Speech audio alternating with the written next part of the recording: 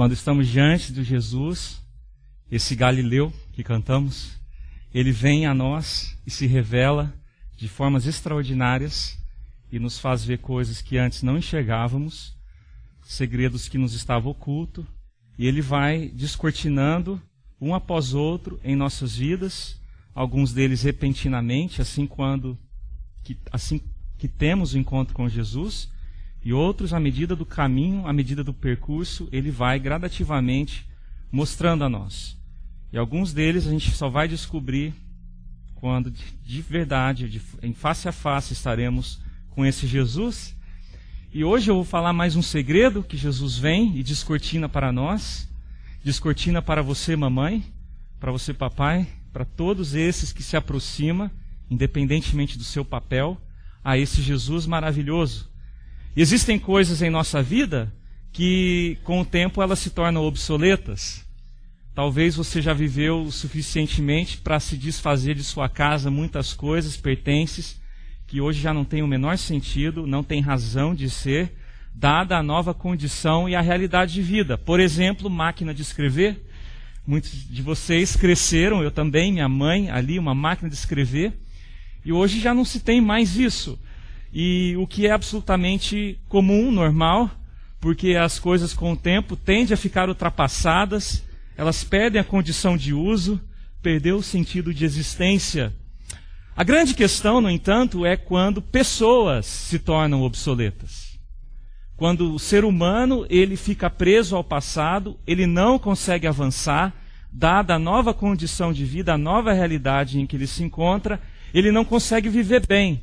Ele se torna inadequado a essa situação e, de certa forma, encostado e inutilizado. E eu não sei se essa crise passa com os irmãos, mas eu tenho ela, que é o medo de desperdiçar a minha vida. Eu tenho medo disso. Frequentemente surge no meu coração sentimentos de inutilidade. Porque ser ocupado não é sinônimo de ter uma vida bem-sucedida. Ser ocupado não é sinônimo de ser útil. Duas coisas diferentes. Então eu tenho uma agenda da qual eu posso me atarefar e eu posso me doar às demandas que surgem ao meu caminho. Eu posso lotar o meu mundo de atividades e mesmo no final de tudo isso, mesmo conseguindo cada item daquela agenda, eu assim não senti realizado, senti que eu não adicionei, não agreguei, que os resultados não foram significativos. Eu não sei se você já pensou assim ou já sentiu assim, mas esse sentimento de vida desperdiçada, esse medo de passarmos por esse mundo em branco, é um tanto angustiante. E ainda mais depois quando você vai dobrando as décadas na sua vida, eu já dobrei a década dos 30, 40 está chegando, são momentos críticos na sua vida que você começa a se questionar. Será que eu estou desperdiçando a minha vida? Será que eu estou conseguindo cumprir aquilo que, de fato, me faz ter uma existência pelo menos razoável? Será que isso está acontecendo comigo? E esse sentimento de vida desperdiçada, esse medo de passarmos em branco nesse mundo, é tanto angustiante, ainda mais quando você se dedica tanto, a boa parte da sua vida, em algo que terminou fracassado.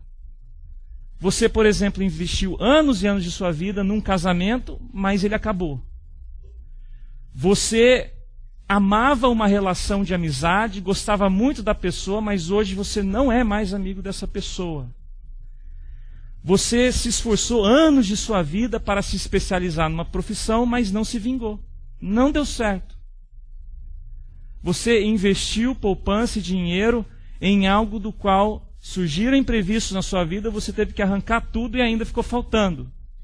Fracassou, não deu. Você talvez servia ardentemente na igreja, com seus dons, seus talentos, você se dedicava sacrificialmente, amava aquilo, mas no final aconteceu algo que não rendeu e você se viu numa situação obrigado a sair.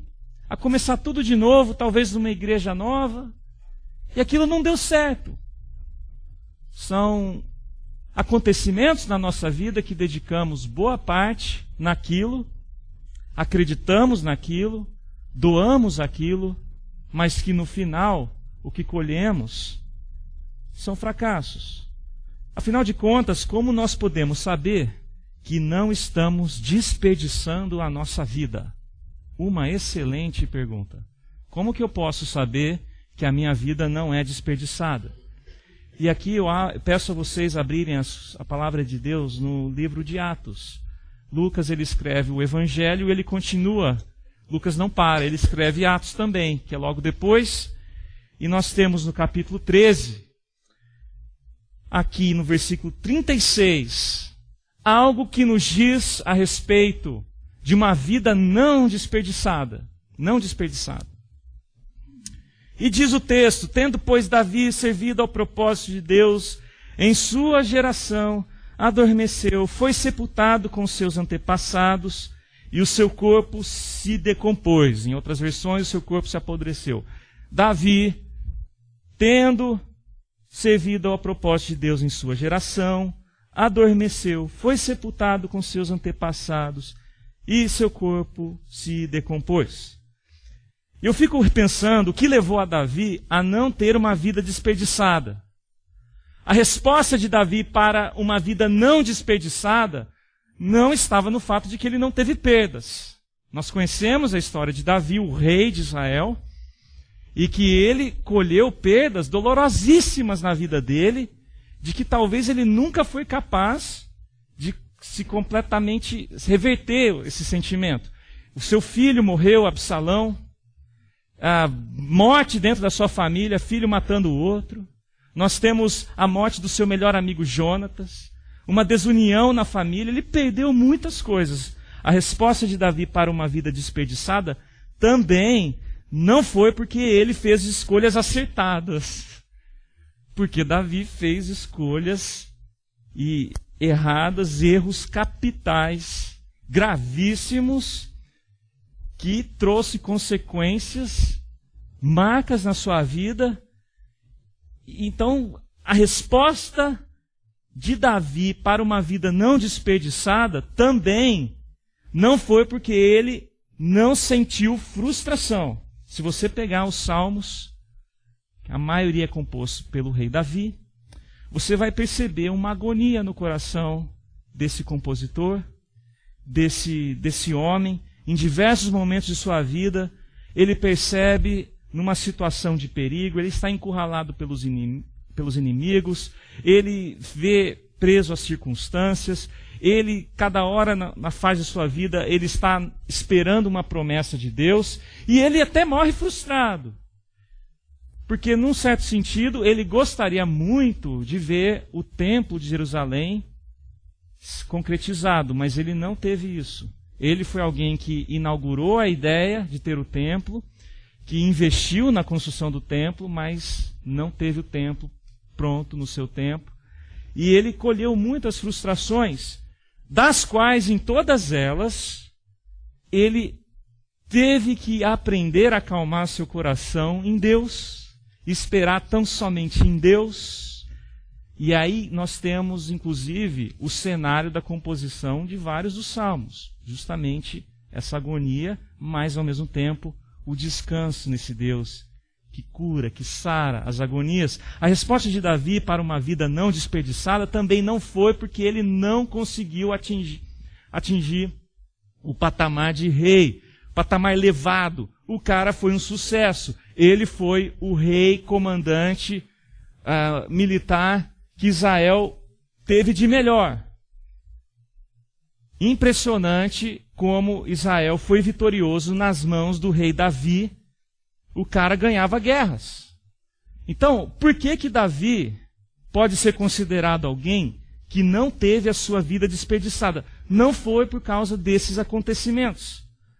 Agora, imagina você, então, caminhando no cemitério de pessoas que ali foram enterradas, famosas, de renome, e você está ali andando, vendo o nome dessas pessoas gravadas na lapa do túmulo. E à medida que você vai caminhando, você vai reconhecendo esses nomes e você vai fazendo a seguinte pergunta nesse cemitério: quais deles não teve a sua vida desperdiçada? E aí você está caminhando, aí tem um instrutor com você, e você, que legal, que pedra é aquela ali? Quem é que está ali? Né, qual é o corpo que está ali? Ele fala assim: então, esse aí é o Deodoro da Fonseca, primeiro presidente do Brasil. Maravilha, legal, interessante. E aquela ali? Ah, essa daí é o Michael Jackson. Muito legal. Interessante esse cemitério aqui. E aquela ali? Então, aquilo ali é o Ayrton Senna, um ícone de sucesso do esporte no Brasil. E aquela ali? Ah, aquele eu não sei. Eu não sei o que está fazendo aqui, não interessa, não sei quem é. Talvez está no lugar errado. Tá, então esquece. E aquela ali? E aquele túmulo? Ah, aquele ali é de um grande empreendedor no mundo tecnológico e que deixou uma herança enorme, chama Steve Jobs. Ah, interessante. E aí você começa a perguntar: qual dessas pessoas não desperdiçou sua vida? Qual dessas pessoas você poderia chegar no túmulo, pegar e apontar e dizer: eis aqui uma pessoa que não desperdiçou sua vida? O que você gostaria que as pessoas dissessem sobre você no final de sua vida? O que você gostaria, de quem você gostaria de ouvir a seguinte palavra: olha, o Fábio não desperdiçou sua vida? Seria palavras dos seus amigos, dos seus pais, dos seus filhos, talvez de pessoas importantes na comunidade? De quem você gostaria de ouvir essas palavras? Davi tinha uma resposta de quem ele gostaria de ouvir essas palavras. Como que a gente vai avaliar uma vida desperdiçada ou não? De certa maneira, esse texto que nós lemos já respondeu, porque ele fala o seguinte: tendo, pois, Davi servido ao propósito de Deus em sua geração. Vida desperdiçada é quando não servimos ao propósito de Deus nesta vida. Vida desperdiçada é quando nós abandonamos o propósito de Deus para as nossas vidas. Porque no final das nossas vidas, as palavras de quem realmente importa, de que realmente vai fazer diferença, não são as palavras dos familiares, dos conhecidos ou dos distantes, mas tão somente a palavra de alguém. A palavra do nosso Criador, a palavra de Jesus. Então, Davi, ele tinha uma resposta a isso. Aliás, Davi, apesar de todos os erros que ele cometeu, nós sabemos a história dele, uma coisa é certa: Davi, ele não desperdiçou a sua vida porque ele não perdeu a sua paixão por Jesus. Davi, ele usou como parâmetro toda aquela história de adolescência e juventude que ele teve sendo pastor, e ele inúmeras vezes retirado nas cavernas, derramando seu coração ao Senhor, compondo canções e poemas ao Senhor. E isso na vida dele serviu como o fundamento, o refúgio, o parâmetro para toda a sua vida. E é algo que ele continuou repetindo, independentemente das funções diferentes que ele foi assumindo na sua vida. E nós entendemos que ele foi alguém apaixonado por Deus. Você pega os Salmos, e na sua grande maioria você vai ver um derramar de coração de alguém que não quer ter outra paixão a não ser se entregar, se jogar e amar esse Deus maravilhoso.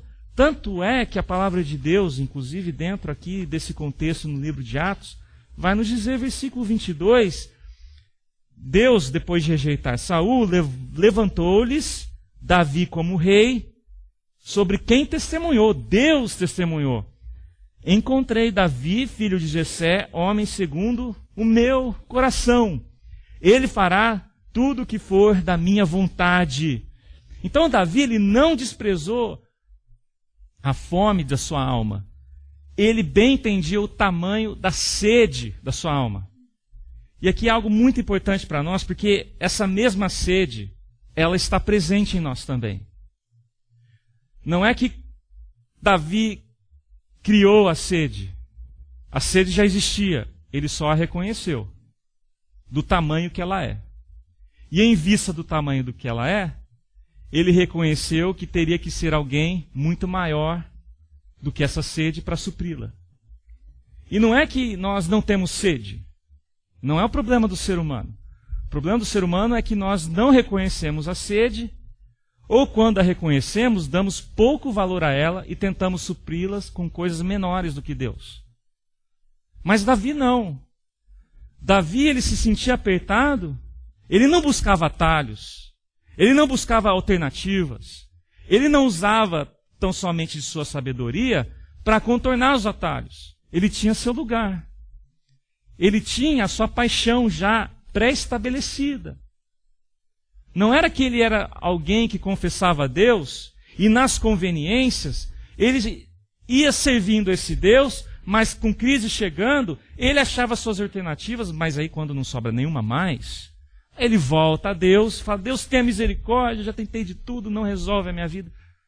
Davi, ele sabia entregar tudo a Deus, antes mesmo de tomar a decisão, porque ele tinha uma paixão sobre isso. E nós somos como Davi. Nós temos uma sede enorme dentro de nós, nós somos criados para o infinito. Pensa sobre isso. Não existe nenhuma representação na face da terra, nenhuma referência que eu possa apontar e falar assim, isso aqui vai conseguir saciar a minha sede. Porque a minha sede é infinito. E o que nós experimentamos nesse mundo é a finitude de todas as coisas criadas.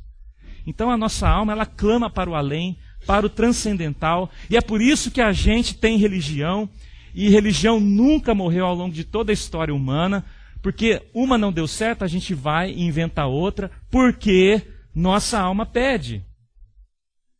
E vamos tentando, vamos nos ocupando, e nós vamos nos enterrando de coisas, nós vamos tentando jogar sobre nós ocupações, distrações, para que de alguma maneira essa sede, pelo menos, seja minimamente satisfeita. Porque é horrível nós convivermos com essa angústia no coração.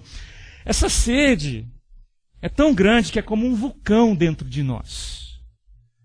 E nós podemos tentar conter esse vulcão, nós podemos dizer que ele não existe, mas a verdade é que esse vulcão ele está prestes à erupção a qualquer momento. E não adianta tentar abafar esse vulcão dentro de nós, porque se nós desprezarmos suficientemente, ele vai reagir dentro de nós, ele vai explodir. Ele vai provocar desastres na nossa vida. Porque o vulcão nada mais é do que o protesto da nossa alma dentro de nós. De que nós somos criados para viver apaixonados. Você foi criado para viver apaixonado. E quando nós não encontramos um mínimo de paixão na nossa vida, o vulcão, ele entra em erupção. Porque a busca para essa felicidade está evidente em todos os seres humanos. Quando não presenciamos essa felicidade, pelo menos alguns lampejos dessa felicidade, nós corremos grandes riscos de nos drogar nas sensações que a química nos traz, nos prazeres sexuais. Quando nós não encontramos alegria mínima, nós corremos grandes riscos de colocar todo o nosso empenho, toda a nossa dedicação na carreira profissional. Nós corremos sérios riscos de entrar em depressão, fechar a porta no quarto, não se relacionar mais com ninguém. E quando depois de tudo você tentou, tudo foi atrás, não resta mais opção, você então pensa em matar, em se matar, em tirar a sua vida. Porque o que está dentro de você é muito poderoso para ser calado. Quem se mata é porque tentou de tudo, mas ainda assim a sua alma protesta. E aí não resta outra coisa a não ser isso. Então, quando desperdiçamos a vida? Quando perdemos a paixão. Você quer desperdiçar a sua vida, perca a sua paixão. Aliás, C.S. Lewis vai dizer o seguinte: quando nossa paixão é pequena, desperdiçamos a vida. E o que ele fala é bem interessante, foi usado por inúmeros outros homens de Deus na história. Nessa seguinte citação, ele fala: o nosso Deus, o nosso Senhor, considera nossos desejos não demasiadamente grandes, mas demasiadamente pequenos. O jeito que a gente realiza os nossos desejos são demasiadamente pequenos. Ele fala: somos criaturas divididas, correndo atrás de álcool, sexo e ambições, desprezando a alegria infinita que se nos oferece, como uma criança ignorante que prefere continuar fazendo seus bolinhos de areia numa favela, porque não consegue imaginar o que significa um convite para passar as férias na praia. Então me diga, o que é grande o suficiente para acomodar o tamanho de nossa sede da alma? Será o amor romântico? Porque eu me lembro muito bem quando eu fiquei apaixonado pela Camila. E aquilo me serviu, sim, de não me sentir que eu estava desperdiçando a minha vida. Mas o amor romântico também passa. O que é capaz de acomodar o tamanho da nossa paixão? Será a carreira profissional que um dia você idealizou na sua mente? Será que se você conseguir quebrar a barreira financeira na sua vida, aí sim essa sede da sua alma ela vai conseguir ser satisfeita? E aí você não vai ter mais limitações, você vai ter aquisições materiais que você sempre quis na sua vida. Pensou no carro esportivo? Considera-o na sua garagem. Pensou numa casa de praia? Considera essa casa no teu nome. Aí uma pergunta no final de tudo isso: o que a sua alma vai fazer com todas essas aquisições? O vulcão não se silencia. Ele continua protestando. Porque tudo isso é finito. E esse vulcão é assim, essa alma é assim, porque o Criador, ele codificou dessa maneira. Ele nos codificou a tal ponto que nós vivemos vidas desperdiçadas, se não miseráveis, enquanto não encontrarmos com esse Deus, com o Deus infinito, transcendental. Então, na nossa vida, é assim. Nós presumimos que se fizermos certas coisas, a nossa alma ficará feliz. E até que a gente engana ela por um pouco de tempo. Depois ela protesta. O vulcão vem com mais força ainda e fala: não é isso. É por isso que quem se droga não consegue ficar só naquelas miligramas, o cara tem que aumentar a dose. É por isso que quem agarra a carreira profissional, ele não consegue parar, ele quer crescer. É por isso que quem já é rico quer ser milionário. E quem quer ser milionário quer ter mais milhões ainda colecionados. Porque é uma sede da alma. Você não consegue dizer para o ser humano: pare e não busque mais a felicidade. Não tente mais ser apaixonado por algo. Se você conseguir conter uma pessoa assim, saiba que ela vai ter que se matar. Não tem jeito. Então, vem Jesus na nossa vida. E Ele abre o nosso coração. E Ele começa a revelar lá dentro a realidade desse vulcão, desses anseios nossos. E Ele não somente abre isso para nós que antes nos estava oculto, que não sabíamos, que o mundo não nos disse, que as propagandas não nos informou. Ele vem e abre. E mais do que isso, Ele coloca em nós uma paixão lá dentro. Uma paixão que acomoda o tamanho dessa ansiedade.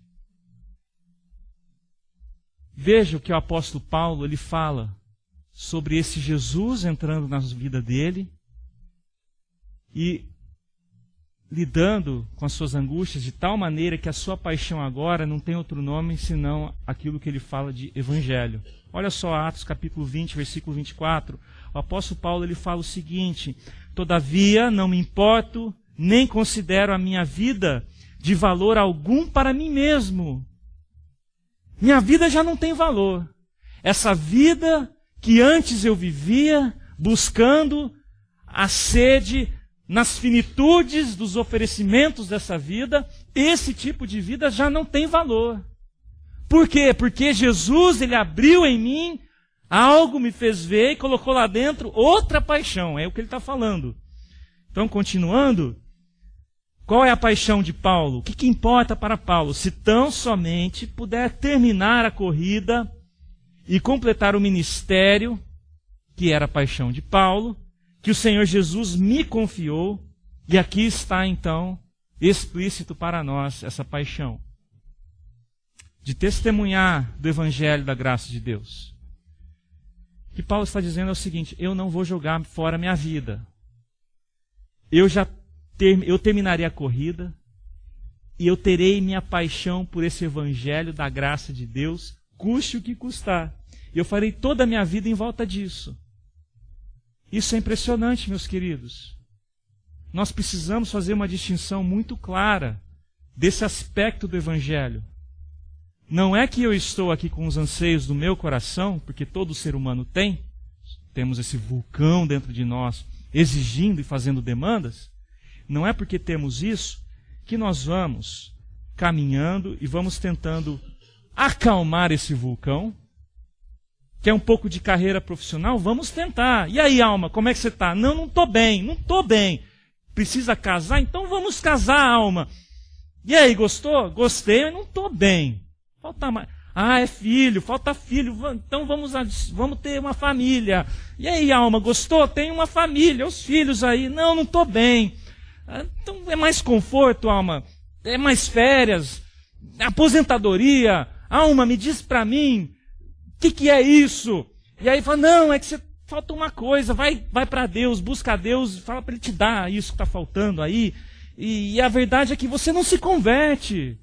Você, a vida toda, sempre esteve à mercê das suas pequenas paixões, e quando você vai a Deus, você não troca de paixão. Você quer que Deus se renda às suas pequenas paixões. E você usa Deus.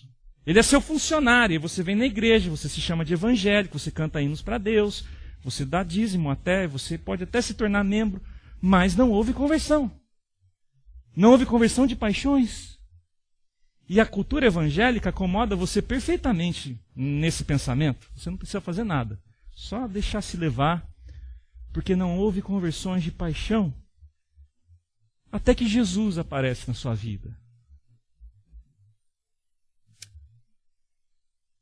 E ele tira essas angústias, ele abre, ele expõe, e ele coloca lá dentro uma paixão. E a gente pergunta, que paixão que é essa? O amor por ele. Porque essa sempre foi a angústia do povo de Deus. Deus deu mandamento ao seu povo, e o povo nunca conseguiu guardar direito. Uma coisa é você pedir a alguém para fazer, e o cara faz por obrigação, e é uma droga fazer. E amanhã tá difícil, você tenta mais força de vontade, mas não dá, não desce. Não é espontâneo. Outra coisa é alguém que tem dentro de si o prazer de viver a expressão da lei. Em outras palavras, Jesus que cumpriu a lei, ele vem a nós e coloca dentro de nós uma paixão. Qual é a paixão? A paixão por ele, pela pessoa dele. E é justamente isso que nos permite não ter uma vida desperdiçada. Nós trocamos tentativas pequenas e frustradas, paixões pequenas e frustradas de saciar a nossa alma pela paixão por Jesus. Porque Jesus é infinito. Porque Jesus é Deus. Porque Ele é perfeito. Porque Ele nos criou? Porque Ele é eterno? Porque Ele é infinitamente sábio, soberano e muito maior de tudo aquilo que nós conseguimos imaginar a respeito dele.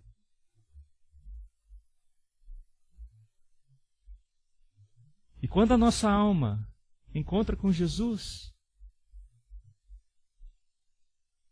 o vulcão some.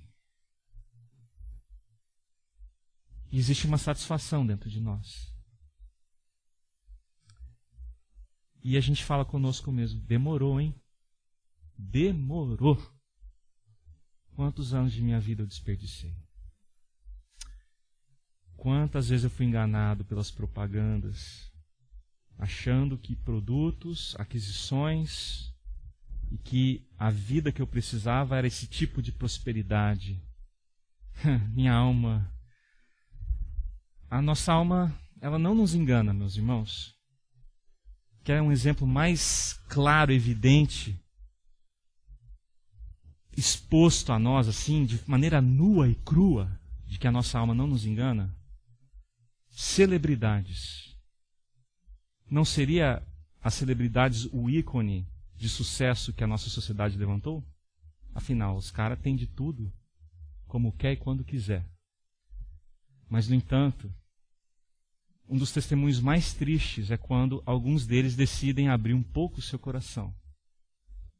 Se não, quando alguns poucos deles mostram o que está dentro do seu coração, tirando a vida. Como é possível alguém viver feliz com 5 casamentos na sua história? É o mesmo caso da mulher samaritana. Existe uma angústia na alma. Existe algo, um vulcão lá dentro. E somente o que é infinito, e que veio até nós, e que fala a nossa linguagem, e que é capaz de transmitir a glória de Deus, é que satisfaz essa alma.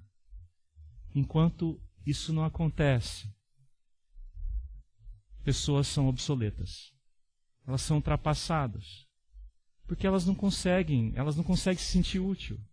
A sua alma sempre acusa. Você tem muito dinheiro, hein? Parabéns. Você tem muito nome, hein, na sociedade? Parabéns. Ó, quantas pessoas gostariam de estar no seu lugar? Olha os seus títulos. Parabéns. Mas a alma fala assim, eu te conheço. Eu sei que você não é feliz.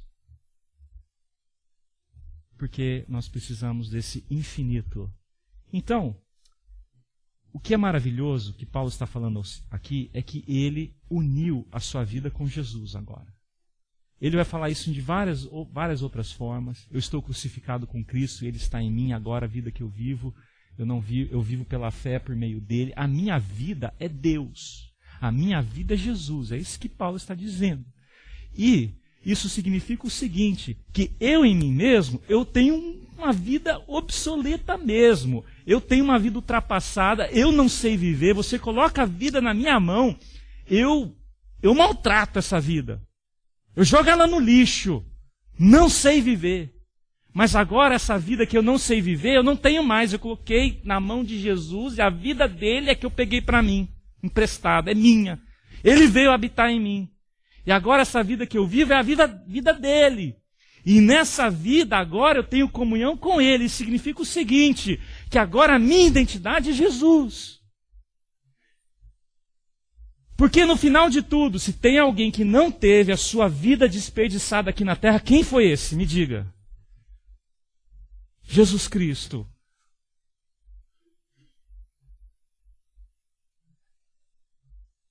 Eu me ajunto a Jesus Cristo. E a relevância da vida que ele teve agora é minha. Por quê? A vida dele é minha. Eu tenho uma comunhão com ele, na vida dele. E aí então a nossa vida tem o mesmo sentido que a vida de Jesus. Porque para mim é muito frustrante eu como pastor, que eu sou como todos vocês, talvez até pior, de que eu fico medindo as coisas. Quando eu chegar no final da minha vida, o que as pessoas vão dizer do Fábio? E aí a gente pode pensar em números, em o critério humano de se medir, não é? Mas o que Jesus diz a respeito de mim? E eu vou dizer uma coisa. É uma tragédia eu tentar viver segundo os critérios humanos. É uma grande tragédia na minha vida. Porque eu vou estar trocando pequenas paixões por essa paixão por Jesus. É uma tragédia também porque o que eu conquistar com as minhas mãos tem um sentido tão vaidoso, tão passageiro, tão fútil, tão monótono. Mas Jesus não.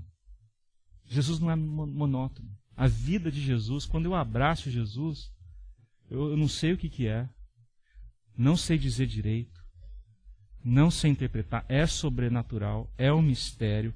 As teologias e os dogmas tentam explicar, mas só experimenta mesmo quem abraça Jesus. A nossa alma se satisfaz. E é isso que Paulo está dizendo aqui. Não tem outra coisa mais. Esquece. Eu levava uma vida assim, achava que era assim que seguia o caminho, não acho mais. Pode vir religião, pode vir os judaizantes, pode vir quem quiser, já estou resolvido. E nós deveríamos falar a mesma coisa. Pode vir quem quiser, pode vir a cultura evangélica, pode vir a teologia não sei das quantas, pode falar o que quiser. Jesus de Nazaré. É Ele. E é isso que a gente tenta experimentar na nossa igreja.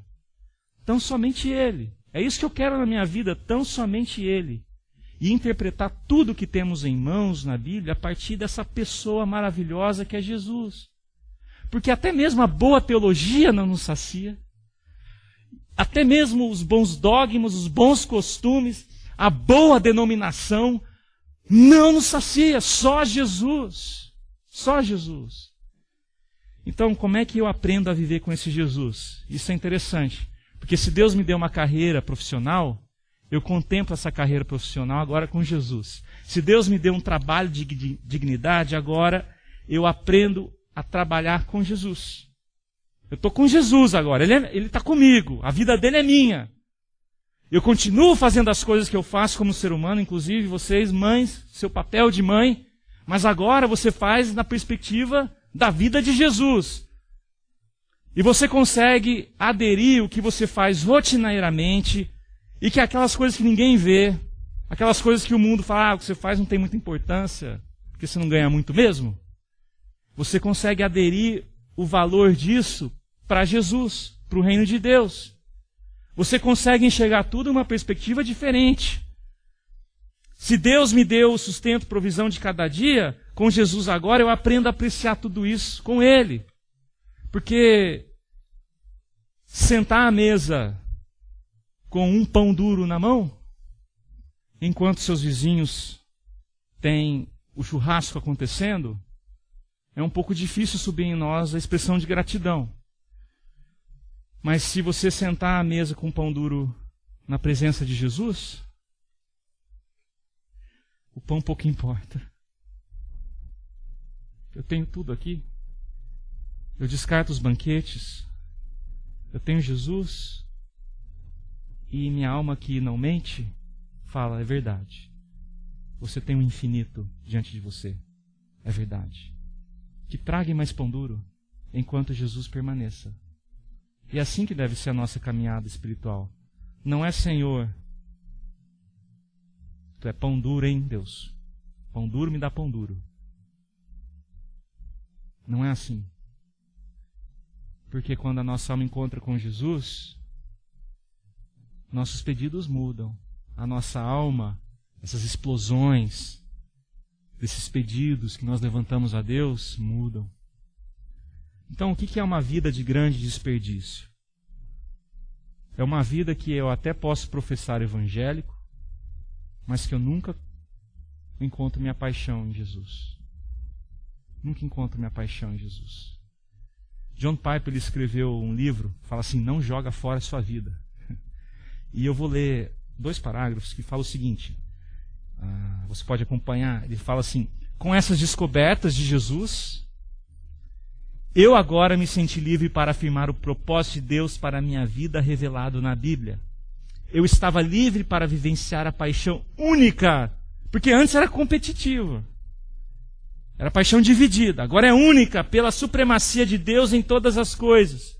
Eu fui salvo da vida desperdiçada. O que é uma vida desperdiçada? É você pegar o tamanho da sede da sua alma e você começar a tentar alimentar ela com paixões mínimas nesse mundo.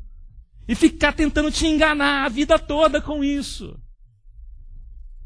John Piper, como um convertido, se viu livre disso. Agora a vida podia ter um sentido para mim, o mesmo sentido que a vida de Deus tem, apreciar e demonstrar sua grandeza. Eu já estava livre para abraçar o final da minha velha busca. É o que a gente busca desde quando nasce. O ponto importante, o propósito, o enfoque, a essência de tudo isso era real, era objetivo, estava lá, estava enraizado na própria essência do que Deus é em si próprio. Ele é glorioso, belo e magnífico em suas perfeições múltiplas. E elas são infinitas, eternas, imutáveis, são verdade, justiça, bondade, sabedoria, poder e amor, fluindo daquilo que Ele é em si mesmo, vem o propósito para a nossa existência. Essa é a razão única do ser, que a tudo abarca, a tudo transforma, uma paixão por se alegrar e exibir a supremacia de Deus em todas as coisas. E ele termina: a vida desperdiçada é essa vida sem paixão. Abre parênteses, por Jesus.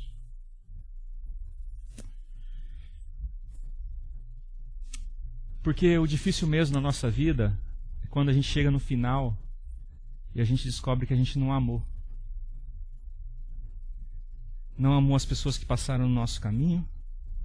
Nós não conseguimos amar, sentir, respirar e ver o mundo colorido que Deus colocou bem à nossa frente, porque a nossa alma estava presa a paixões outras. O triste na nossa vida é quando a gente percebe que a gente não amou Jesus.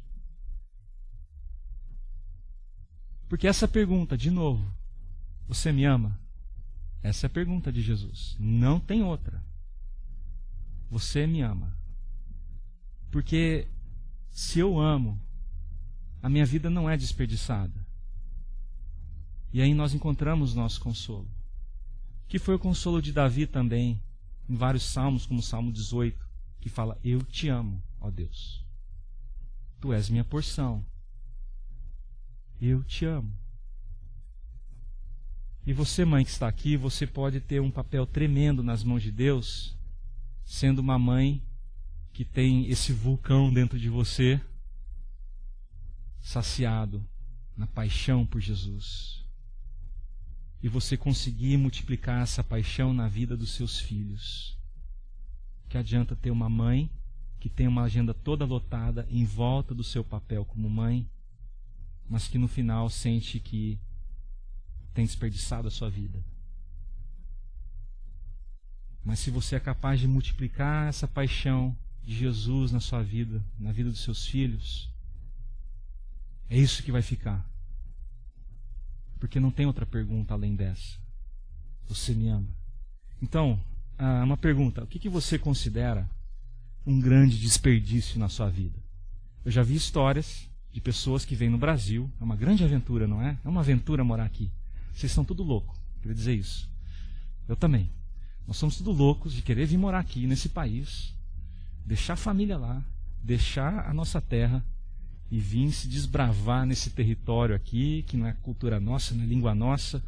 E aí tem gente que é mais doida ainda que outras e deixa metade da família lá e tal. É uma bagunça total. Bagunça total.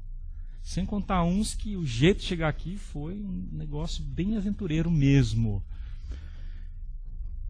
Nós somos loucos com isso. Mas aí eu ouço vários testemunhos de pessoas que tinham grandes expectativas quando chegar aqui. Vale a pena, hein? Porque aqui você liga a TV lá, Estados Unidos, né? E as pessoas, elas olham os filmes lá no Brasil, falam: as casinhas são tudo assim, vou ter uma.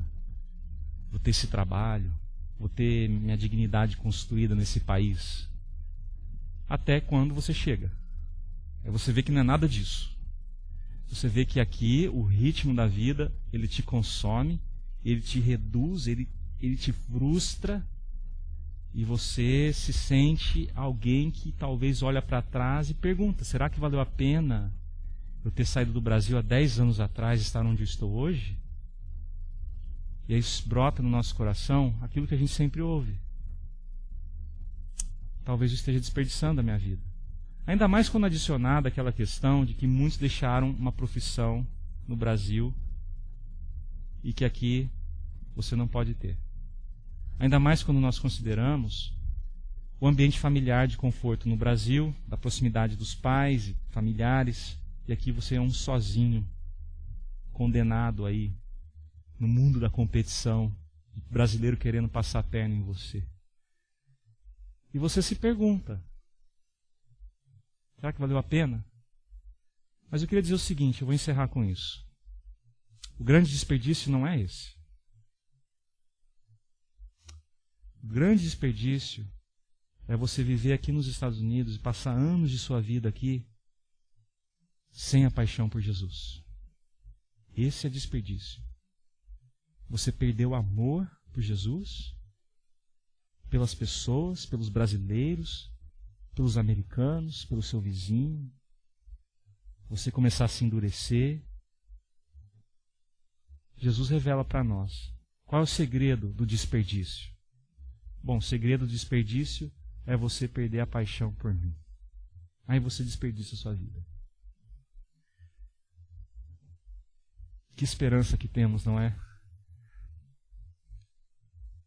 De resgatar o valor da nossa vida, porque o que marcou a geração no tempo de Davi foi que ele teve um coração segundo o de Deus. E nessa terra, então, o que eu posso dizer para vocês hoje, não perca a sua paixão por Jesus. Não troque essa paixão pelas outras paixões de propaganda americana que é colocada aqui. Tem um proprietário do Chicago Bulls, Jerry Hersford, ele fala o seguinte, ele foi proprietário do Michael Jordan. E você sabe, Michael Jordan aposentou, e ele falou o seguinte, olha, o Michael Jordan, quando se aposentou, ele está vivendo o sonho americano. O sonho americano é atingir um momento na vida em que não é preciso fazer nada que você não queira e em que você pode fazer tudo o que quer. Não ser preciso fazer nada que você não queira. Maravilha. E mais do que isso. E você poder fazer tudo o que quer. Até que a nossa alma chega lá no final e fala, mentira. Mentira. E aí a gente vai jogando baralho na nossa vida, né? É o baralho da casa, do carro, do amor romântico, das amizades, da carreira profissional. E aí, como um bom baralho, a gente até gosta de jogar, mas depois de umas partidas a gente cansa, né? Fica um negócio chato. A gente pega o baralho e não quer mais saber do baralho.